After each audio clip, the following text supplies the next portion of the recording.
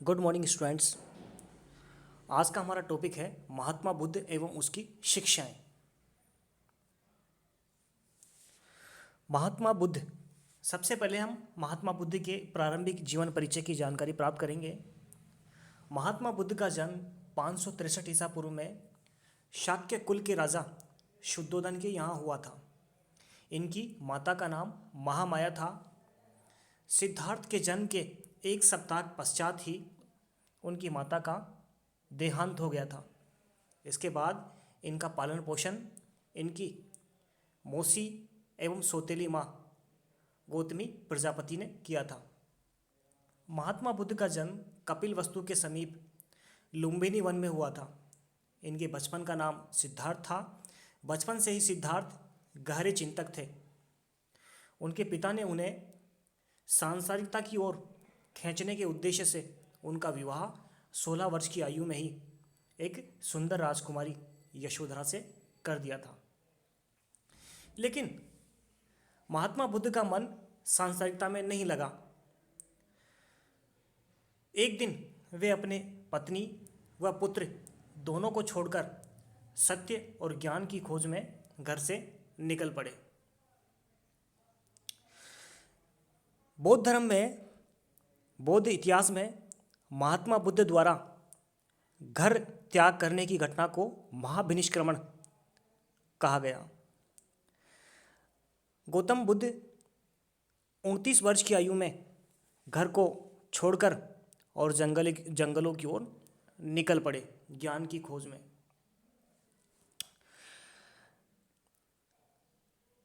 ज्ञान की खोज में सर्वप्रथम वे वैशाली के समीप अलार कलाम नामक एक सन्यासी के आश्रम में पहुँचे, जहाँ उन्होंने अलार कलाम से ज्ञान की प्राप्ति की। सांख्य दर्शन और साधना शक्ति उन्होंने इस आश्रम से प्राप्त किए, परंतु यहाँ उन्हें शांति नहीं मिली। यहाँ से वे रुद्रक रामपुत नामक एक दूसरे धर्माचार्य के समीप पहुँचे, जो राजगृह के समीप आश्रम में निवास करता था। यहाँ भी उनके अशांत मन को शांति नहीं मिली। खिन्न होकर उन्होंने उनका साथ भी छोड़ दिया। इसके पश्चात बोध गया नामक स्थान की ओर प्रस्थान किया। यहाँ उनके साथ उनके 5 ब्राह्मण साथी भी थे। अब उन्होंने अकेले तपस्या करने का निश्चय किया। प्रारंभ में उन्होंने कठोर तपस्या की, जिससे उनका शरीर जीर्ण शीर्ण हो गया। तब उन्होंने ये महसूस किया कि अधिक कठोर तपस्या करने से शरीर को कई प्रकार की हानि पहुंचती है। अतः उन्होंने मध्यम मार्ग अपनाया और वो भोजन करने लगे। ये देखकर उनके जो 5 साथी थे, ब्राह्मण साथी थे, वे उनको छोड़कर चले गए। इसके पश्चात लगातार महात्मा बुद्ध तपस्या में लगे रहे। 6 वर्षों की साधना के पश्चात 35 वर्ष की आयु में वैशाख पूर्णिमा की रात को एक पीपल के वृक्ष के नीचे उन्हें ज्ञान की प्राप्ति हुई। महात्मा बुद्ध ने अपना पहला ज्ञान अपने 2 अनुयायियों तपस्यु व मल्लिक को दिया। इसके बाद सारनाथ में अपने 5 ब्राह्मण साथियों को उन्होंने अपने ज्ञान की अनुभूति करवाई। ये 5 ब्राह्मण साथी वही थे जो महात्मा बुद्ध को छोड़कर चले गए थे। सारनाथ में महात्मा बुद्ध द्वारा अपनी शिक्षाओं का प्रचार प्रसार बौद्ध धर्म में, यानी महात्मा बुद्ध द्वारा पहली बार बड़े स्तर पर सारनाथ में उन्होंने अपनी शिक्षाओं का प्रचार प्रसार किया। बौद्ध इतिहास में इस घटना को धर्म चक्र परिवर्तन के नाम से जाना जाता है। यानी बौद्ध धर्म का पहिया एक तरह से चल पड़ा और इसके बाद बौद्ध धर्म का प्रचार प्रसार भारत ही नहीं बल्कि श्रीलंका, बर्मा, चीन, जापान, पूर्वी एशिया आदि प्रमुख स्थानों पर भी इसका प्रचार प्रसार हुआ। लगभग 483 ईसा पूर्व में कुशीनगर में 80 वर्ष की आयु में महात्मा बुद्ध को महापरिनिर्वाण की प्राप्ति हुई।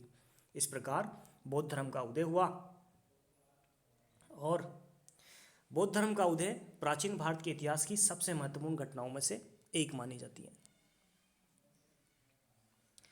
महात्मा बुद्ध की शिक्षाएं। ज्ञान प्राप्ति के पश्चात गौतम बुद्ध ने अपने मत के प्रचार का निश्चय किया। उरुवेला से वे सर्वप्रथम सारनाथ आए। यहाँ उन्होंने 5 ब्राह्मण साथियों को अपना पहला उपदेश दिया। ये सन्यासी कठोर साधना से विरक्त हो जाने के कारण पहले उनका साथ छोड़ चुके थे। इस प्रथम उपदेश को धर्म चक्र प्रवर्तन की संज्ञा दी गई। यह उपदेश दुख के कारणों तथा उसके समाधानों से संबंधित था। इस प्रकार महात्मा बुद्ध का जो पहला उपदेश था वो 4 आर्य सत्य। ये 4 आर्य सत्य क्या थे? पहला, दुख। महात्मा बुद्ध ने बताया कि संसार में सर्वत्र दुख ही दुख है। जीवन दुखों तथा कष्टों से परिपूर्ण है। जिन्हें हम सुख समझते हैं वे भी दुखों से ही भरे हुए हैं। सदा यह भय रहता है कि हमारा जो आनंद है कब समाप्त हो जाए और कब दुख आ जाए। यानी दुख जो है वो सदैव मानव जीवन में रहेंगे। दूसरा आर्य सत्य है दुख समुदाय। प्रत्येक वस्तु का कोई ना कोई कारण अवश्य होता है, अतः दुख का भी कारण होता है, क्योंकि कोई भी वस्तु बिना किसी कारण के नहीं हो सकती। दुखों का मूल कारण अविद्या या अज्ञान को बताया गया है। संसार के समस्त दुखों का सामूहिक नाम है जरा मरण। जरा मरण से लेकर अविद्या तक दुख समुदाय में 12 कड़ियाँ बताई गई है। इसके बाद दुख निरोध। दुख का अंत संभव है, चूंकि प्रत्येक वस्तु किसी न किसी कारण से उत्पन्न होती है, अतः यदि उस कारण का विनाश हो जाए तो वस्तु का भी विनाश हो जाएगा। कारण समाप्त होने पर कार्य का अस्तित्व भी समाप्त हो जाएगा। अतः यदि दुखों के मूल कारण अविद्या या अज्ञान का विनाश कर दिया जाए तो दुख स्वतः ही नष्ट हो जाएंगे। दुख निरोध को ही निर्वाण कहा गया है। यही जीवन का परम लक्ष्य है। इसकी प्राप्ति जीवन काल में ही संभव है। निर्वाण का अर्थ जीवन का विनाश न होकर उसके दुखों का विनाश है। इसकी प्राप्ति से पुनर्जन्म रुक जाता है तथा दुखों का भी अंत हो जाता है। बुद्ध ने इस अवस्था को वर्णातीत बताया है। इसके बाद चौथा, दुख निरोध गामिनी प्रतिपदा। दुख के मूल अविद्या के विनाश के उपाय को ही दुख निरोध गामिनी प्रतिपदा या अष्टांगिक मार्ग कहा गया है। अष्टांगिक मार्ग। आधुनिक खोजों से यह स्पष्ट हो गया है कि गौतम बुद्ध ने शील, समाधि एवं प्रज्ञा को ही दुख निरोध का साधन बताया है। प्राचीन बौद्ध ग्रंथों में इन्हीं का उल्लेख मिलता है। कालांतर में इसके 8 साधन स्वीकार कर लिए गए और इन्हें अष्टांगिक मार्ग कहा गया है। ये 8 साधन निम्न थे। सबसे पहले सम्यक दृष्टि।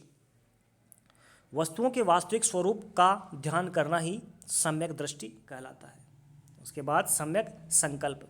आसक्ति, द्वेष तथा हिंसा से मुक्त विचार रखना सम्यक संकल्प कहलाता है। सम्यक वाक। अप्रिय वचनों के सर्वथा परित्याग को ही सम्यक वाक कहा जाता है। सम्यक कर्मांत। दान, दया, सत्य, अहिंसा आदि सत्कर्मों का अनुसरण ही सम्यक कर्मांत कहलाता है। सम्यक आजीव। सदाचार के नियमों के अनुकूल आजीविका के अनुसरण करने को ही सम्यक आजीविका कहा गया है। उसके बाद सम्यक व्यायाम। नैतिक, मानसिक एवं आध्यात्मिक उन्नति के लिए सतत प्रयास करने को ही सम्यक व्यायाम कहा गया है। उसके बाद सम्यक स्मृति। अपने जीवन में सभी प्रकार की मिथ्या धारणाओं का त्याग कर सच्ची धारणा रखना ही सम्यक स्मृति कहलाता है। सबसे अंत में सम्यक समाधि। मन अथवा चित्त की एकाग्रता को सम्यक समाधि कहा गया है। इसके बाद तीसरा, मध्यम मार्ग। महात्मा बुद्ध ने मध्यम मार्ग को ही सबसे श्रेष्ठ मार्ग बताया है। ज्ञान प्राप्ति के लिए अपने शरीर को अत्यधिक कष्ट देना महात्मा बुद्ध ने व्यर्थ बताया है। महात्मा बुद्ध ने मध्यम मार्ग अपनाने पर बल दिया। उनका कहना था कि न तो मनुष्य को घोर तपस्या करनी चाहिए और न ही अधिक भोग विलास में विलिप्त रहना चाहिए। उन्होंने इन दोनों के बीच का मार्ग अर्थात मध्यम मार्ग पर चलने का उपदेश दिया। बुद्ध के अनुसार निर्वाण का यही सर्वश्रेष्ठ मार्ग है। 10 शील। 10 शीलों में बौद्ध धर्म आचार शुद्धि पर बल देता है।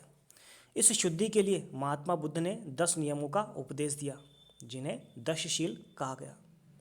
पहले 5 नियमों का पालन गृहस्थों और सब भिक्षुओं को करना चाहिए। नर नारी युवा वृद्ध धनी निर्धन सभी को इनका पालन करना चाहिए। ये 10 शील निम्नलिखित है। पहला, अहिंसा का पालन करना। दूसरा, सदैव सत्य बोलना।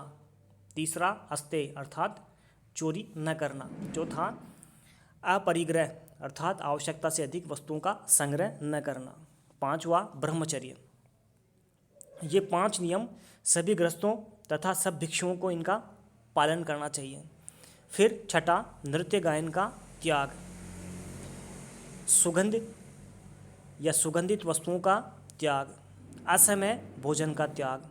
कोमल शैया का त्याग। कामिनी कंचन का त्याग। इस प्रकार ये जो 10 शील सिद्धांत बताए हैं, ये बौद्ध भिक्षुओं के लिए आचार शुद्धि के लिए बहुत आवश्यक बताए गए हैं। 5वां नियम, अनईश्वरवादी। महात्मा बुद्ध का ईश्वर की सत्ता में विश्वास नहीं था। जब कभी उनसे आत्मा परमात्मा संबंधी प्रश्न पूछे जाते तो वे मौन हो जाते थे या प्रश्नों को टाल देते थे। उनका कहना था कि ऐसे विवादों में पड़ने की अपेक्षा जो कुछ प्रत्यक्ष है उसे देखो। उनका यह भी कहना था कि संसार का चक्र प्राकृतिक नियमों के अनुसार चलता है। कर्मवादी होने के कारण गौतम बुद्ध ईश्वर संबंधी विवादों में नहीं पड़े। अगला, कर्मवादी। महात्मा बुद्ध का कहना था कि मनुष्य जैसा कर्म करता है उसे वैसा ही फल भोगना पड़ेगा। इस जन्म में पुराने जन्मों के फल भोग रहे हैं और इस जन्म में किए हुए कर्मों के फल अगले जन्म में भोगेंगे। अच्छे कर्मों का फल अच्छा मिलता है और बुरे कर्मों का फल बुरा मिलता है। यदि मनुष्य अच्छे कर्म करता है तो उसका जन्म श्रेष्ठ कुल में होगा और यदि बुरे कर्म करता है तो उसका जन्म नीच कुल में होगा। अच्छे कर्म करने पर ही मनुष्य निर्वाण की प्राप्ति कर सकता है। अगला, पुनर्जन्म में विश्वास। ईश्वर और आत्मा की सत्ता को अस्वीकार करते हुए भी महात्मा बुद्ध पुनर्जन्म के सिद्धांत को मानते थे। बौद्ध धर्म के अनुसार कर्मों के अनुसार ही मनुष्य अच्छा बुरा जन्म प्राप्त करता है। कर्मों का फल भोगने के लिए मनुष्य को बार बार जन्म लेना पड़ता है। बुद्ध के अनुसार यह पुनर्जन्म आत्मा का नहीं होता है अपितु उसके अहंकार का होता है। अगला, समानता पर बल। बौद्ध धर्म में निर्वाण का मार्ग प्रत्येक जीव के लिए खुला हुआ है, चाहे वह स्त्री हो, पुरुष हो, ब्राह्मण हो, शूद्र हो, धनी हो, निर्धन हो। सब सही उपायों और सही रास्ते पर चलकर निर्वाण प्राप्त कर सकते हैं। बुद्ध ने जन्म पर आधारित जाति व्यवस्था का घोर विरोध किया। वे ऊंच नीच या छुआछूत के भेदभाव को नहीं मानते थे। इस प्रकार उन्होंने सामाजिक समानता पर सर्वाधिक बल दिया। परम लक्ष्य निर्वाण की प्राप्ति।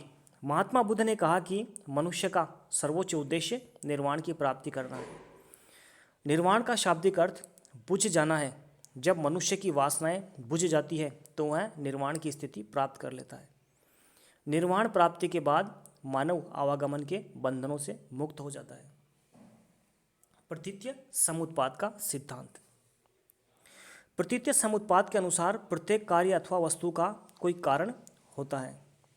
संसार कार्यकरण की श्रृंखला से चलता है। इसकी व्याख्या के लिए ईश्वर की सत्ता का अस्तित्व मानने की आवश्यकता नहीं है। बुद्ध के अनुसार तृष्णा दुख का तात्कालिक कारण है।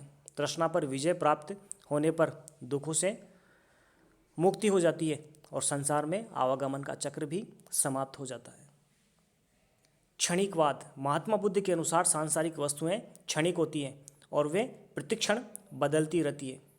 परिवर्तनशीलता की तीव्र गति के कारण यह परिवर्तन दिखाई नहीं पड़ता है। भ्रमवश हम यह मान लेते हैं कि संसार की वस्तुएं स्थायी और अपरिवर्तनशील है, परंतु वास्तव में वे समस्त वस्तुएं क्षणिक और निरंतर परिवर्तनशील है। वेदों में अविश्वास। महात्मा बुद्ध वेदों को प्रमाणिक नहीं मानते थे। वे यज्ञों, पशु बलि आदि को निरर्थक मानते थे। उन्होंने वैदिक धर्म के कर्मकांडों, पुरोहितवाद, पशु बलि, मंत्रों की उपयोगिता आदि व्यर्थ के आडंबरों का विरोध किया। इस प्रकार महात्मा बुद्ध एक महान शिक्षक और सुधारक थे। उनका धर्म न केवल धार्मिक व दार्शनिक बातों का विश्लेषण करता है, बल्कि दैनिक और नैतिक आचरण का मार्ग भी प्रशस्त करता है। अपनी सरलता के कारण यह धर्म भारत और एशिया के अन्य देशों में तीव्र गति से फैला। धन्यवाद। अगला वीडियो जल्दी ही लेकर आएंगे।